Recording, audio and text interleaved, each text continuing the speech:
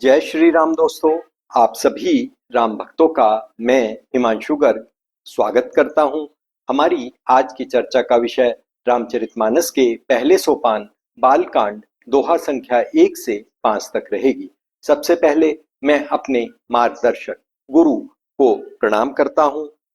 आज के इस एपिसोड से हमें कुछ प्रश्नों के उत्तर मिलेंगे, जैसे कि तुलसीदास जी ने सर्वप्रथम देवी सरस्वती जी की वंदना की और फिर गणेश जी की वंदना की है। रचना की शुरुआत ना तो ओम से हुई है और ना ही पूरी रामचरितमानस में कहीं पर भी ओम शब्द का प्रयोग किया गया है। आपको यह जानकर आश्चर्य होगा कि तुलसीदास जी ने दुष्टों की भी वंदना की है, तो ये वंदना उन्होंने क्यों की है? दोस्तों, प्रारंभ करते हैं तुलसीकृत रामचरितमानस। परंपरा के अनुसार तुलसीदास जी ने सभी सोपानों की शुरुआत मंगलाचरण से ही की है। मंगलाचरण का अर्थ है ईश्वर से कार्य सिद्धि के लिए, सफलता के लिए प्रार्थना करना। जिससे कार्य में आने वाले सभी विघ्न समाप्त हो जाते हैं। पहला श्लोक आता है, वर्णानाम अर्थ संघानाम रसानाम छंद समापि मंगलानाम च कर्तारो वंदे वाणी विनायको। अक्षरों, अर्थ, रस, छंद और मंगलों को करने वाली सरस्वती जी अर्थात ज्ञान की अभिव्यक्ति यानी कि ज्ञान को अभिव्यक्त करने वाली यानी कि बताने वाली, समझाने की एक प्रक्रिया को देने वाली सरस्वती जी और ज्ञान के देवता गणेश जी की मैं वंदना करता हूँ। दोस्तों, यहाँ ध्यान देने वाली बात यह है कि तुलसीदास जी ने रचना का प्रारंभ ना तो ओम से किया, इसलिए क्योंकि उनकी यह रचना भक्ति मार्ग की है और ओम का प्रयोग निराकार साधना के लिए किया जाता है। यह रचना सांसारिक सुखों को भोगते हुए हमें मुक्ति की ओर लेकर जाती है, जबकि निराकार साधना में या ओम की साधना में हमें सांसारिक सुखों को से विरक्त होना पड़ता है। तुलसीदास जी का मानना है, यदि किसी काव्य या लेखन में ज्ञान भरा हुआ हो और वो आसानी से समझ में नहीं आ रहा हो, उसकी भाषा कलिष्ठ हो, उसके पढ़ने में आनंद ना आ रहा हो, तो ऐसी रचना का कोई लाभ नहीं है। तुलसीदास जी के अनुसार रचना के गायन, श्रवण आदि सभी से आनंद की प्राप्ति होनी चाहिए और अंत में जब व्यक्ति उसमें रम जाए तब उसको स्वतः ही ज्ञान प्राप्त हो जाएगा। इसलिए पहले उन्होंने अभिव्यक्ति की देवी सरस्वती जी और फिर ज्ञान के देवता गणेश जी की वंदना की है। दूसरा श्लोक आता है, भवानी शंकरो वंदे श्रद्धा विश्वास रूपिणो याभ्याम विनाम न पश्यन्ति सिद्धा स्वांथा स्थमीश्वरम। सच्चे गुरु के विषय में बताया है। कहते हैं, ऐसे व्यक्ति जो श्रद्धा विश्वास स्वरूप हो, जिसकी शिक्षा के कारण या दिखाए गए मार्ग के कारण मनुष्य अपने अंतःकरण में ईश्वर को देख सके, जो ज्ञानमय हो, नित्य हो, जिसके पास आने से या बैठने से, सानिध्य में बैठने से ही हमारे अवगुण नष्ट होने शुरू हो जाएं, हमारा अहंकार नष्ट होना शुरू हो जाए और हमारा आध्यात्मिक उत्थान या एलिवेशन कह लीजिए शुरू हो जाए। ऐसा व्यक्ति ही सच्चा गुरु है। श्लोक का अर्थ है कि भवानी शंकर जो श्रद्धा और विश्वास के रूप हैं, जिनकी कृपा के बिना हम साधारण मनुष्य क्या, सिद्ध जन भी अपने अंदर ईश्वर को नहीं देख सकते, अर्थात केवल भवानी शंकर जी की कृपा से हमें अपने अंदर ईश्वर का दर्शन हो सकता है। वंदे बोधमयम नित्यम गुरुम शंकर रूपिणाम यमाश्रितो ही वक्रोऽपि चंद्र सर्वत्र वंद्यते।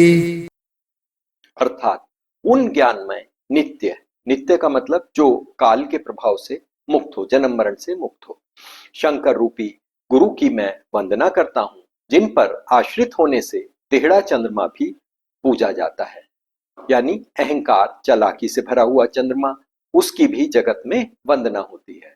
सभी स्थानों पर उसको पूजा जाता है। अर्थात हमें कोई थोड़े से अवगुण अगर हमारे अंदर हैं तो भी गुरु हमको अपना ले, अपना आश्रय दे।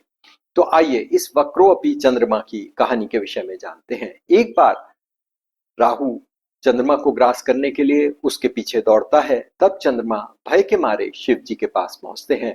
कि हे प्रभु मेरी रक्षा करें, मेरी रक्षा करें, तो शंकर जी कहते हैं मैं किसी अभिमानी व्यक्ति की जिसके चरित्र में दाग हो, जिसका चरित्र उज्जवल ना हो, अभिमानी हो, उसकी रक्षा मैं नहीं कर सकता। अतः आप अपने ये अवगुण छोड़कर मेरे पास आइए, तब मैं आपकी रक्षा करूंगा। तब चंद्रमा दूत के चांद के रूप में अपनी चमक व अहंकार को कम करके भवानी शंकर के चरणों में पहुंचते हैं। कहते हैं प्रभु अब तो मुझे अपनी शरण में ले लो ताकि राहु मेरा ग्रास ना कर सके।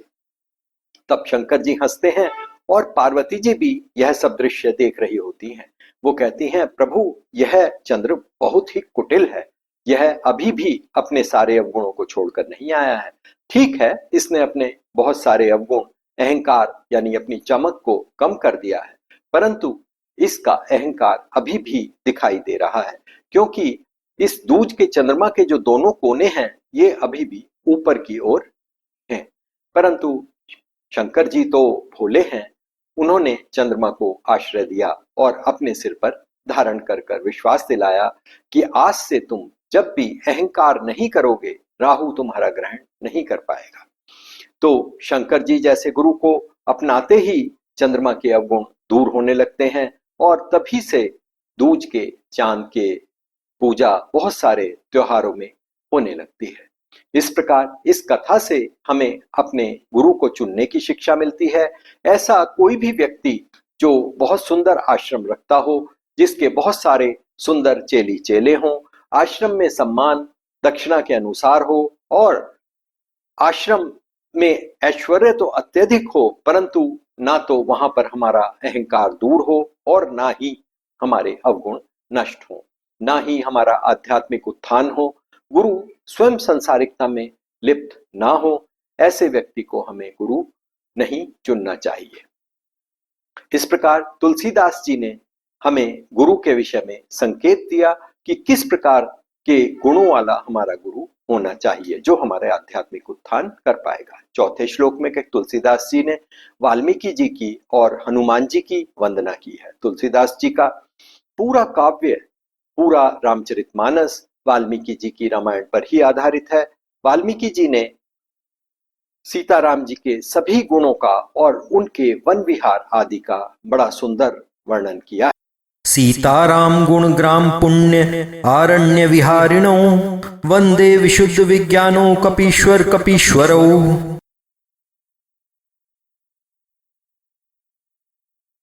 उद्भव स्थिति संहार कारिणी कलेशारिणी सर्वश्रेयस्करीं सीतां नतोऽहं राम वल्लभाम।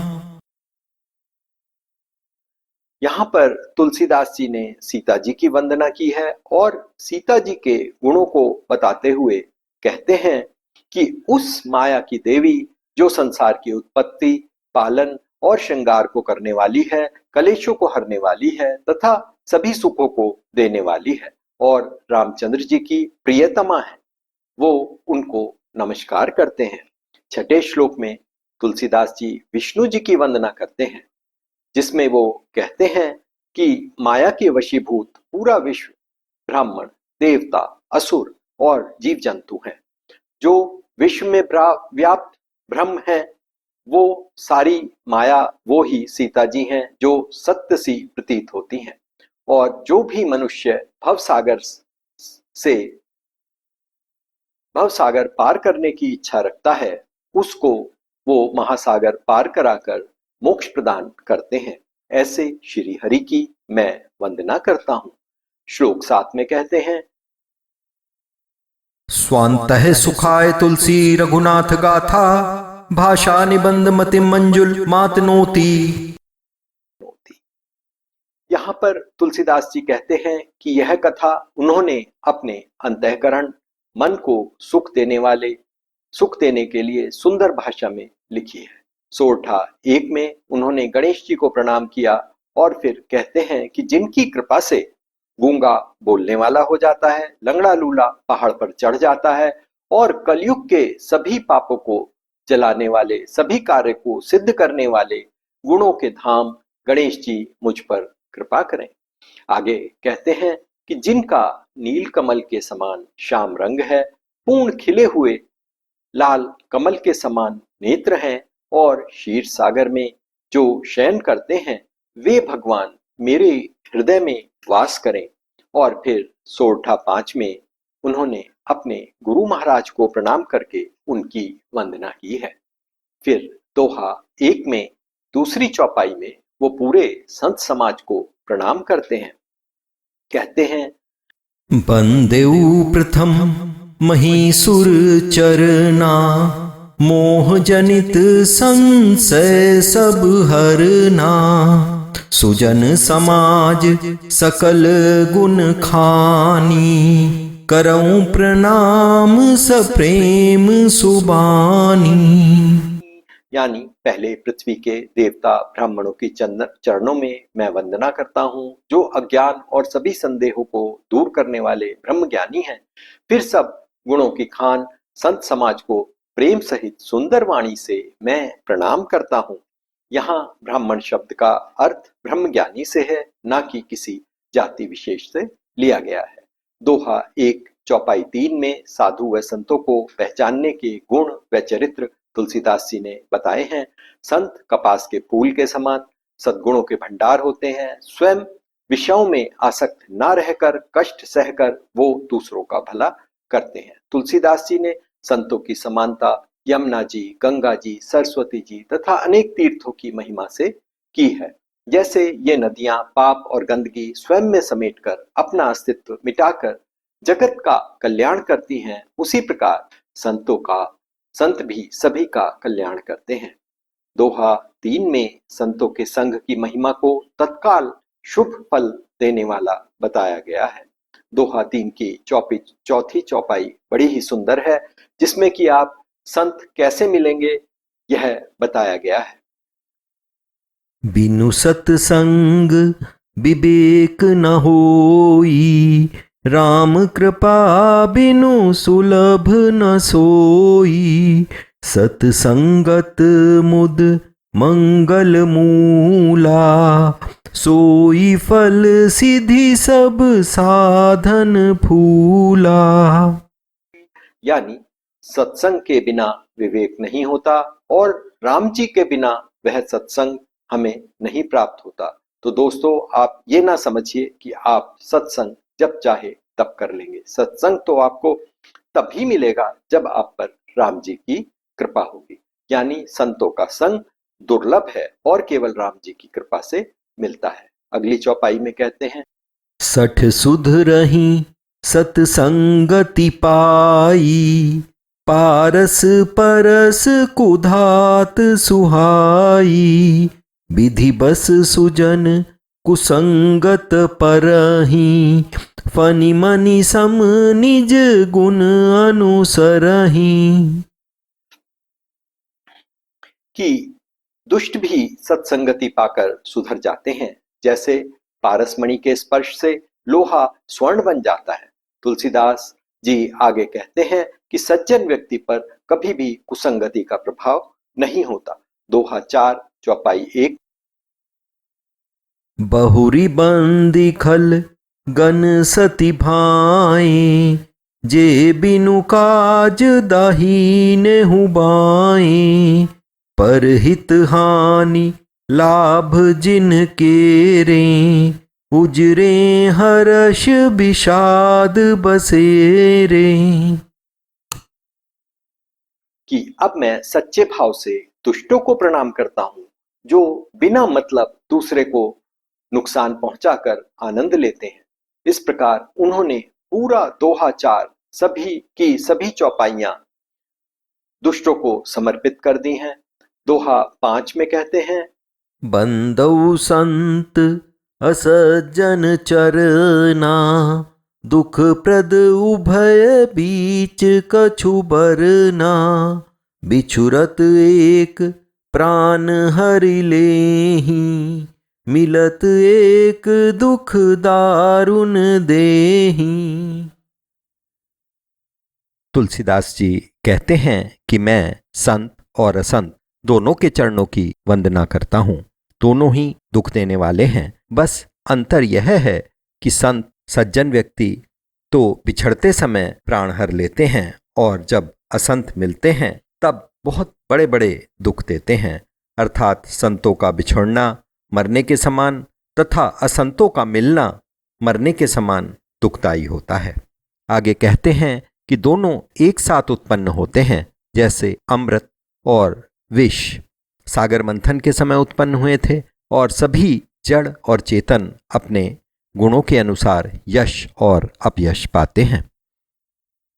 आगे दोहा 5 में भलू भलाई पैलही लहही नीचाई नीचू सुदा सराहिय अमरता गरल सराहिय मीचू। इस दोहे का भावार्थ है, भला हमेशा भलाई को ही ग्रहण करता है और नीच नीचता को ग्रहण करता रहता है। जैसे अमृत की प्रशंसा या बड़ाई अमर करने में होती है, उसी प्रकार विष को मारने की बुराई मिलती है। इस प्रकार दोनों को ही प्रसिद्धि प्राप्त होती है और दोनों को ही अपने अपने गुणों से जाना जाता है। यहाँ पर दोहा 5 समाप्त हो जाता है। दोस्तों, ऑडियो बहुत लंबा ना हो इसलिए आज हम यहीं पर विराम लेते हैं और कल की चर्चा यहाँ से जारी रखते हुए फिर मिलेंगे। तब तक के लिए सब मिलकर जोर से बोलेंगे, जय श्री राम।